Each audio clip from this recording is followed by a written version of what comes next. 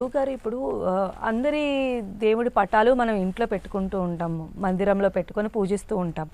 అయితే సీతారామచంద్రుల స్వామి వారి పటానికి సంబంధించి కొన్ని సందేహాలు ఉంటాయి. అంటే రాముల వారు, సీతమ్మ వారు ఉన్నటువంటి ఫోటో పెట్టుకోవాలా? లేదా రాముల వారి పట్టాభిషేకం ఉన్నటువంటి ఫోటో పెట్టుకోవాలా అనేటువంటి మీమాంస ఉంది. దానికి మీరేమన్నా క్లారిటీ ఇచ్చే అవకాశం ఉంది? తప్పకుండా అమ్మ.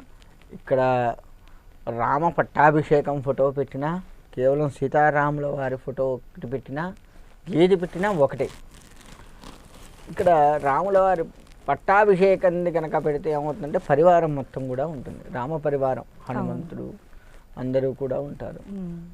అంటే రాముడు ఎక్కడుంటే హనుమంతుడు ఎక్కడ ఉంటాడు. ఎత్ర ఎత్ర గృహజ కీర్తనం తత్ర తత్ర కృతమస్తకాంజనం అని చెప్పేసి ఎక్కడ రామనామం జరుగుతుందో అక్కడ ఖచ్చితంగా హనుమంతుల వారు ఉండి తీరుతాడు. అందులో ఎటువంటి సందేహం లేదు.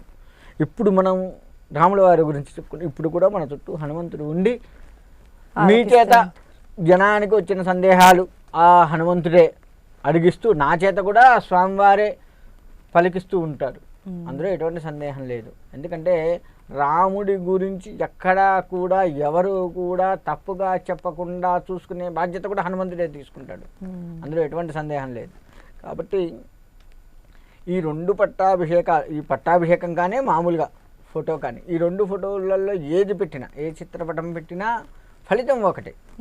కాకపోతే ఏంటంటే ఇది నిండుగా కనపడుతుంది, అక్కడేమో స్వామివారి అమ్మవారు ఒకటే కనపడతాడు.